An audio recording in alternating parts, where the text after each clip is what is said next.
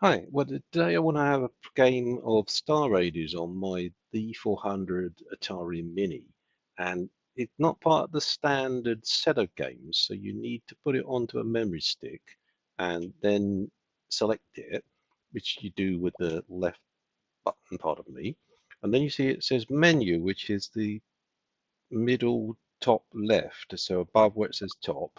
And in this case, we don't want basic, and any of these systems, well, apart from 5200, will do. So we push top to close, and then it says to start the game is home, which is the top right. And then it will make sound, which I can't hear, but it will come out. And I've changed the settings, so hopefully you can hear me talking over the top of it. So we're playing the basic mission, and to do that, you just push the top button here. The first thing I do is push S for shield, because I don't want to die. I go to G for galactic map, and what's happening is the aliens are trying to surround these star bases and destroy them. So if they get in a cross four like that, you're in trouble. Now, why aren't I playing the game? Well, I am, because you see this number down here, the count, the star date. When it gets to a 0.5 or a 1.0, then the ships will move to try and surround. And at the moment, I have no idea of where they're trying to get to. So let's just let them show their intent. Well, I don't think they do for the first minute, but I'm prepared to wait and have a look round. And once I do that, I can explain the game. This was designed in '79, and I first played it in, I think, '82 when I got my first Atari 400.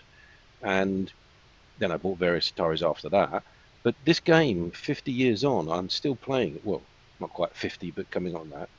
It's a fantastic game, bearing in mind the 8K that it fitted into, 8 kilobytes, not gigabytes.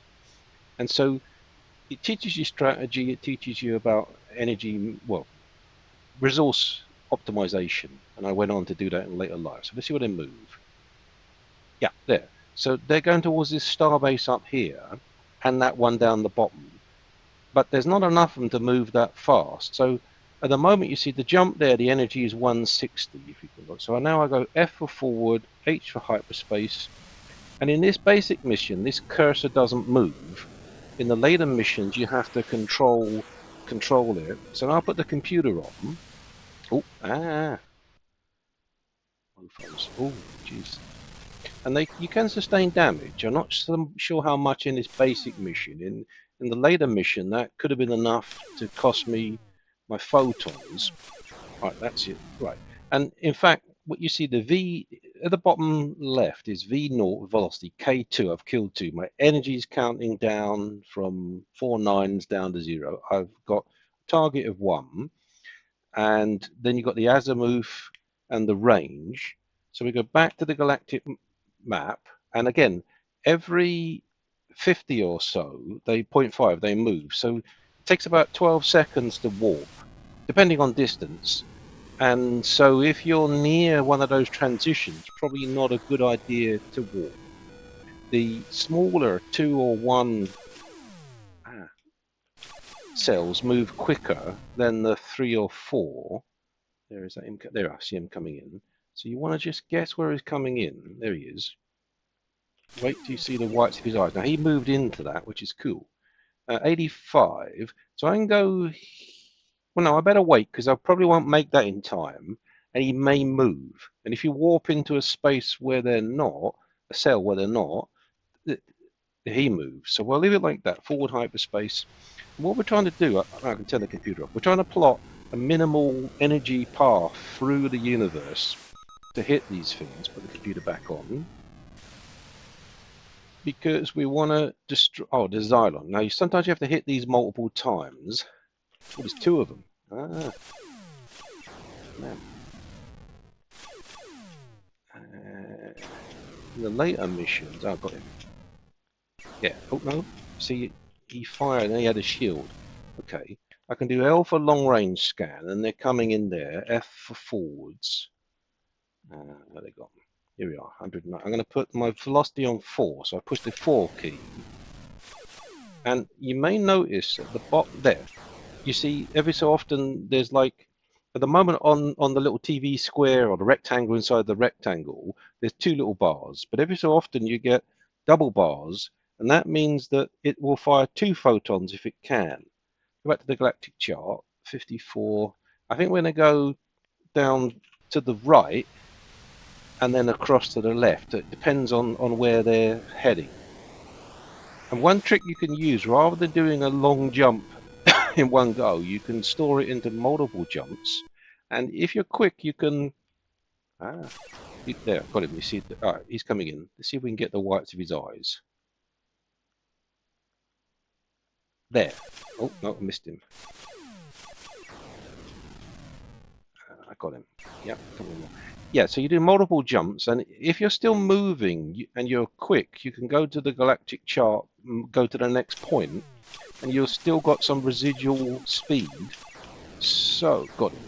So that you don't use as much energy. So 94, he might move in 4, 2, 1.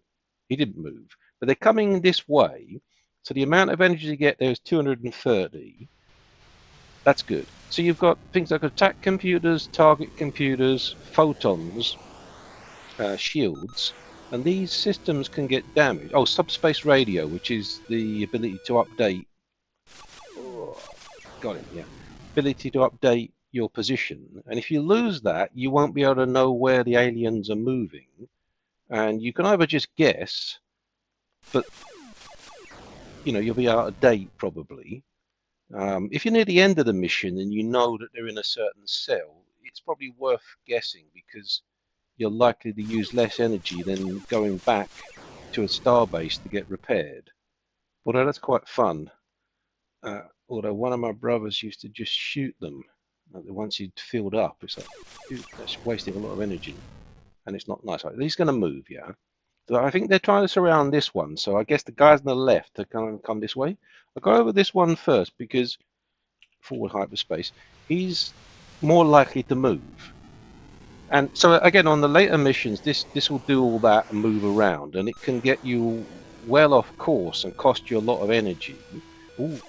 And they do things like that where they shoot you as you come in. Right. Yep, got him. I can get there, forward hyperspace. And they're pretty devious here. They're going up on you and keep going behind you, so you're swapping between forward and back view. You get pretty good at shooting backwards, so to speak, because the controls invert on you. Let's go around like this.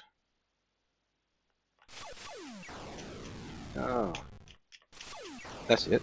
So that one, you see all of the whites came on, and it went into super mode. Now, I don't know if that T1 means you're targeting number 1, or if it means there's only one target. Got it. We'll find out in a minute. Now, 12, if we go there, 230, that's fine. But sometimes you'll jump 2 jumps, because instead of using 800, you use 200, which is 400, and it's optimal to use less energy. Oh, Lord. For some reason, it's not doing the tracking. It's when they go behind. So see, I'm firing into the area where he's going to be.